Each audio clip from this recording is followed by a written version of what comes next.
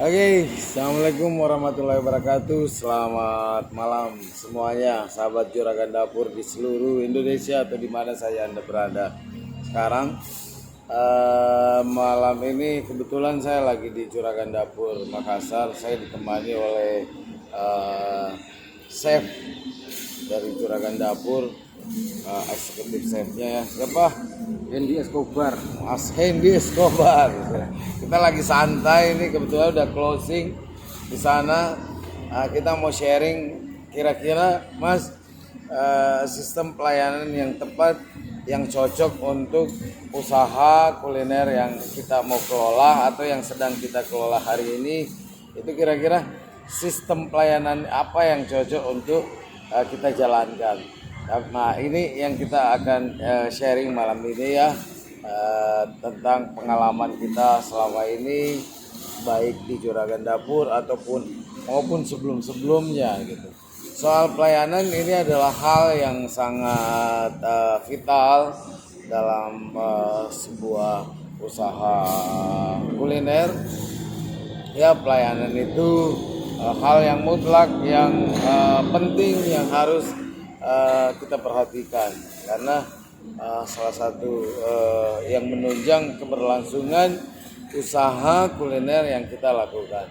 Nah, kira-kira seperti apa sistem pelayanan yang pas untuk usaha kuliner yang akan kita jalankan atau yang sedang berlangsung sekarang. Nah, kalau di teorinya kan ada macam-macam tuh. Ya. Ada service table, ada self service, ada prasmanan, buffet, terus ada counter service, atau take away service ya. Kira-kira yang cocok bagaimana? Nah, kalau menurut saya atau yang kita jalankan selama ini itu tergantung dari konsep ya, kemudian produk yang kita jual. Jadi contoh, kita menjual produk bahan bakunya ayam, lalu kemudian olahannya dua ya, bahan baku satu, olahan dua. Contoh bahan bakunya ayam itu ayam crispy plus ayam geprek ya, atau ayam goreng. Nah, kira-kira konsepnya seperti apa? Kalau ya, tergantung sistemnya seperti apa, tergantung dari konsep yang kita mau buat. Contoh, kita punya tempat usaha, tergantung tempatnya juga ya Mas ya. Misalnya tempatnya ruko, lalu kemudian produknya bahan bakunya satu atau dua. Misalnya kalau satu bahan baku ayam dengan menu dua, ya, jadi satu bahan baku dua olahan. Olahannya apa? Ayam geprek atau ayam crispy. Oke lah, kita tambah satu lagi misalnya burger, ya jadi dua. Atau dengan minuman biasanya yang simpel, praktis gitu ya. Saya ada tempat minuman yang di dispenser, display, tinggal pencet keluar gitu ya. Nah, ini biasanya fast food ya. Kalau kita lihat yang modern KFC lah ya, atau McD atau apalah gitu ya. Nah, ini biasanya menu itu ada di kasir, di counter kasir, tinggal nunjuk saya mau ini. Nah, biasanya produknya terbatas, ada dua atau tidak terlalu banyak yang bisa orang tunjuk langsung, lalu kemudian produknya udah siap gitu ya. Misalnya ayam gorengnya udah digoreng, lalu kemudian kalau ada menu tambahan kayak kentang itu juga udah digoreng, lalu minumannya juga udah siap gitu. Nah, artinya sistem pelayanan itu tergantung pada konsep yang kita tawarkan ya, atau menu yang kita mau jual gitu ya Mas ya. Nah, ini biasanya untuk self service atau melayani diri sendiri. Anda datang ke kasir, lalu meminta menu apa yang Anda minta, lalu kemudian diambilkan oleh kasir gitu ya. Lalu Anda antar ke meja sendiri, bayar lalu antar ke meja sendiri. Lalu ada yang lokal mas, ada yang lokal. Biasanya ayam goreng sama bebek goreng. Bebek gorengnya itu udah disiapkan di display sama ayam gorengnya ya. Biasanya ini lebih banyak teman-teman yang di Surabaya gitu ya. Ya, jadi ayam gorengnya itu udah digoreng tapi ditempatkan pada display yang menjaga panas atau hangat menunya ya. Jadi bisa disajikan dalam panas ya. Kemudian dia tinggal orang ngambil menu sendiri ya, ngambil menu sendiri. Biasanya orang datang lalu ke depan kasir mengambil menunya sendiri. Biasanya ini kan ala prasmanan dan ala self service gitu. Dia ngambil menunya sendiri, misalnya bebeknya diambil di display, nasinya ambil sendiri lalu ke kasir bayar gitu ya. Melayani sendiri. Ya melayani sendiri. Ini termasuk fast food. Cuma konsepnya biasanya lokal gitu ya, lokal. Nah kalau KFC orang datang antri di kasir, lalu kemudian memesan menu yang dia inginkan. Lalu biasanya kan menu sama menu produk makanan sama minuman itu udah siap di kasir. Lalu daftar menunya ada di belakang ya ada di atas kasir. Nah gitu. Apakah ini cocok untuk restoran dengan area yang besar? Ya. Mungkin saja cocok, mungkin saja tidak. Mari kita lihat misalnya kita buat restoran yang besar dengan kapasitas 400 orang, lalu kemudian kita mau buat fast food. Oke lah kalau menunya 2 atau 3 ya, menunya yang terbatas mungkin bisa terjangkau. Tapi bagaimana ketika menu itu di atas 30? Ya. Di atas 30 menu. Pertama orang datang ngantri, lalu melihat menu, lihat menu aja yang 30 ini untuk memilih menu. Mereka udah butuh waktu 15 menit. Ya, Belum nanti ngolahnya. belum nanti pesannya, belum diolahnya. Lalu bagaimana ketika orang datang bersamaan dalam jumlah yang banyak dan waktu yang bersamaan? Mumet gitu ya. Iya, kamu. Lalu sebenarnya sistem yang kita tawarkan, yang kita mau pakai ini tergantung dari satu luas area, ya luas area, kemudian konsep resto atau kuliner yang kita mau gunakan gitu. Misalnya konsepnya restonya kecil, lalu kita mau pakai fast food boleh jadi gitu ya, kayak misalnya rumah makan Padang gitu ya. Ya biasanya dia menggunakan ruko dengan 7 atau 12 meja, lalu kemudian orang nunjuk, walaupun orang antri tidak akan lama juga. Kenapa? Karena menunya hanya beberapa gitu. Nah, kalau matang itu menu sudah matang. ya artinya sudah matang, udah saji gitu. Udah saji, orang tinggal nunjuk, saya mau ini touchscreen gitu ya, tinggal sentuh udah diantarin. Lalu biasanya restoran yang besar dengan pelayanan self service itu menu pasti terbatas. Kenapa? Ketika orang antri, misalnya ada 28 orang antri ini mas, ya di kasir satu ada antri orang 28. Nah itu kalau menunya udah disajikan di display ataupun pengolahannya, misalnya taruhlah mie pedas kalau di Makassar ya, kalau di Jawa sana ya ada mie gacoan, ada mie pedas yang lainnya dengan merek-merek yang lain. Dia hanya pakai satu menu mie. Ya lalu pilihannya hanya 2, mau pedas apa enggak gitu ya. Nah, walaupun tempatnya besar tapi self service nggak masalah karena menunya hanya satu. Menunya udah siap, minumannya udah siap. Lalu apakah ini yang pas untuk restoran kafe yang besar gitu ya, dengan kapasitas yang banyak, dengan menu yang banyak? Apakah cocok untuk self service gitu? Ya bisa cocok bisa tidak, tergantung pengelolanya mampu nggak.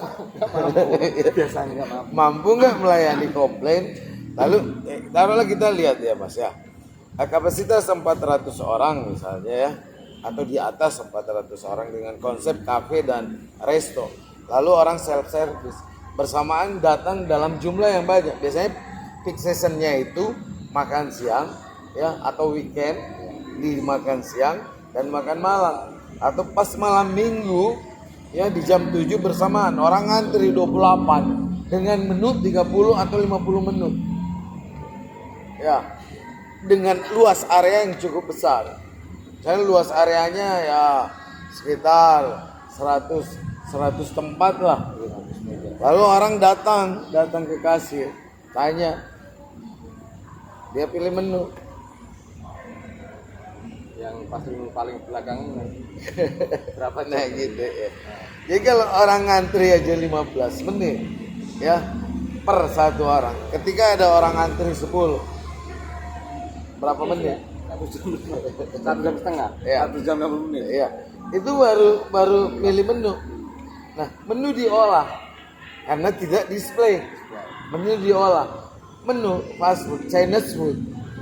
Itu kalau untuk cah kangkung bisa berapa detik gitu, berapa menit gitu ya, 5 menit sampai 3 sampai 5 menit. Oke lah kalau cah kangkung. Tapi bagaimana kalau nasi goreng, Mas?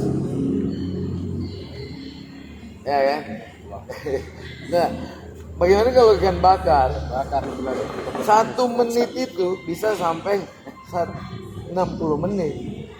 Itu orang 1 jam setengah antri, lalu kemudian diolahnya 1 jam, 2 jam setengah, 3 jam dipastikan akan banyak orang yang belum terlayani. Gitu. Nah, kalau pengalaman kita di restoran, misalnya bagaimana menyiasati orang yang datang dalam jumlah banyak dengan waktu yang bersamaan. Misalnya bulan Ramadan gitu ya, bulan Ramadan. Nah, walaupun menunya banyak, tapi kita buat konsep bagaimana orang itu sebelum masuk dia udah reservasi sebelumnya. Lalu dia udah reservasi tempat, kemudian memilih menu. Jadi 1 jam sebelumnya menunya udah siap di apa namanya? siap di prepare. Ya, udah siap di prepare. Orang tinggal karena udah pilih menu dan udah pilih tempat. Lalu pengalaman kita dulu bagaimana menyiasati orang yang tidak reservasi tempat kemudian tidak memilih menu. Kita siapkan prasmanan walaupun orang datang dalam jumlah yang banyak nggak masalah, wong bapak mau antri atau Ya, mau langsung jadi ada pilihan gitu ya. Nah sekarang apa ya, customer itu kan tidak tahu, kurang pemahaman antara makan di restoran atau di cepat saji. Dia mau samakan, Mas.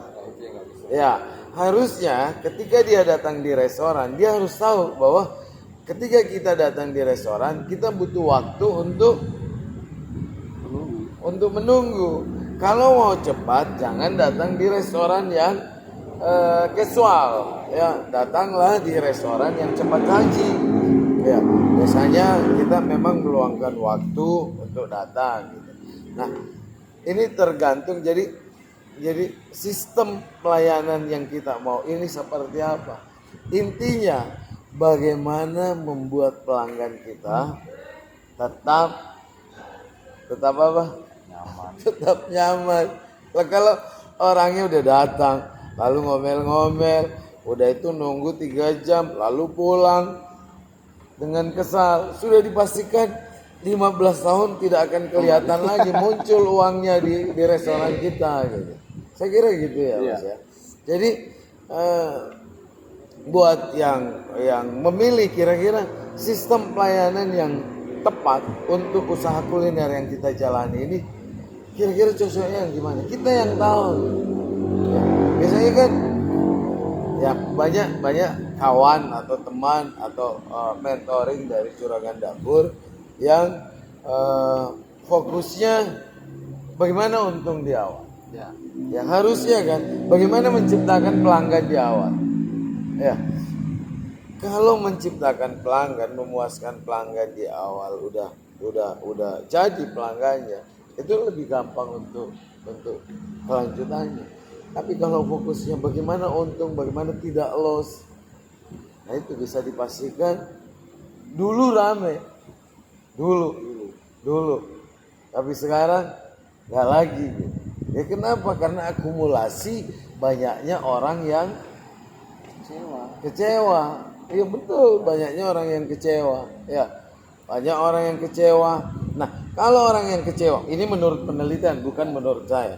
Biasanya satu orang yang kecewa, dia akan menyampaikan ke 10 sampai 15 orang temannya. Ya, ya biasanya hal negatif itu lebih mudah disampaikan ke orang, lebih mudah tersiar daripada hal-hal positif. Gitu. Nah, sementara kita pelaku usaha, niatnya bagaimana customer ini mau datang lagi, ya kan? Lalu menyampaikan ke temannya, mereferensikan hal-hal yang baik yang didapatkan, pengalaman datang ke tempat usaha kita, lalu datang lagi membeli lebih banyak, misalnya prasmanan atau apa. Nah, jadi sistem pelayanan, misalnya kalau di restoran, ya contoh Juragan Dapur, kan ada service table, ya orang datang, lalu kita waitress datang melayani, mau makan apa, mau ini. Nah kalau mau cepat reservasi duluan, gitu. Ya, misalnya saya rombongan, saya mau duluan. Oke, silakan kita buka kontak WA atau telepon. Kira-kira saya tidak mau menunggu lama, saya punya acara arisan, saya punya acara ulang tahun, acara keluarga. Nah itu bisa, ya nggak ada masalah. Nah, satu lagi Anda pilih sistem pelayanan yang tepat yang tidak membuat akumulasi kekecewaan ke customer. Karena sekali kecewa ada 15 orang yang mengetahui dan tidak pernah, seharusnya datang dulu baru dia tahu. Nah, yang masalahnya kalau sepi sih nggak ada masalah, walaupun konsepnya kita luas, tapi nggak ada masalah. Tapi kalau konsepnya kita restoran kafe lalu besar, lalu kemudian membuat sistem yang tidak tepat, hati-hati. Di saat buka pertama itu Bisa rame. Nah, untuk membuat ramai di awal itu Gampang. hal yang paling gampang. Gampang. Tapi mempertahankan ke depannya Itu yang masalah. Sementara ini kan usaha kan, konsolidasi. Nah, harus kita kira-kira, nah masukan pelanggan yang komplain itu kita pelajari, kita perbaiki apanya, kira-kira kalau masalah timingnya, masalah waktunya yang bermasalah, berarti sistem yang tidak pas. Ya. Orang banyak ya kasih pilihan, mau prasmanan kah atau buka outlet untuk menu yang lain gitu ya. Menu-menu minuman berdiri sendiri, menu cepat saji misalnya, snack buka sendiri tenannya gitu. Ya orang bayar langsung ke sana dan lain. Nah, intinya bagaimana memuaskan pelanggan. Saya tidak datang ke restorannya sampean, saya makan di restoran yang lain di sebelah juga ada kok. Ngapain mau datang di sini? Iya kan? Nah kalau menurut Mas Edi, apa yang penting dalam menentukan sistem pelayanan? Satu tadi kan luas sama konsep yang kita tawarkan gitu. Memang pelayanan itu ini sangat penting. Penting sekali. Pelayanan itu sangat penting. Bagian dari produk restoran itu bukan hanya menu, pelayanan. Salah satunya pelayanan. Orang contoh lah, Mas Hendy sering beli apa-apa di mana gitu. Ya, mobil bensin, mobil pulsa, mau beli apa di mana. Lalu kalau ditanya, kenapa mau balik-balik ke situ? Mungkin aja di tempat lain lebih murah. Tapi pertanyaannya, kenapa mau sering-sering ke situ? Gitu? Pelayanannya udah cocok gitu ya. Coba kita pilih antara Indomaret sama warung-warung lain. Iya. Ya itu. Indomaret kita disambut karena pelayanannya bagus. Karena pelayanan. Nah itu. Jadi tidak ada yang salah yang Anda lakukan hari ini, tidak ada yang keliru, ya. Tinggal bagaimana kita ini dan customer ini merasa puas. Kalau hanya kita yang puas, customernya nggak puas, kita tidak akan melihat 15 tahun lagi uang 5.000-nya masuk ke laci. Ya kan? Kalau customernya puas, kita puas, semua bahagia. ya kita akan langgeng. Dan itu biasanya mereka bisa membawa orang yang lain lagi. Nah itu maksudnya ketika customer puas, dia akan mereferensikan ke temannya, dia akan kembali lagi, lalu membeli berulang kali, mereferensikan ke temannya, beli dalam jumlah banyak. Maksudnya dia datang dengan acara event-event yang besar ya, reuni teman-temannya, arisan temannya, ulang tahun keluarganya, atau ada tamunya dari luar kota, gitu Mas. Jadi sahabat, gak ada yang salah dari sistem yang Anda jalankan hari ini, tinggal bagaimana memanage pelanggan, tamunya menjadi bahagia, ya, ownernya juga bahagia, dan krunya semua bahagia. Kalau pelanggannya komplain, pelayannya stres, ownernya juga tidak bahagia, yang masak juga stres, semuanya stres. Cukup sekian, saya WP, Saya Hendy Escobar. dari Juragan Dapur Makassar. Assalamualaikum warahmatullahi wabarakatuh.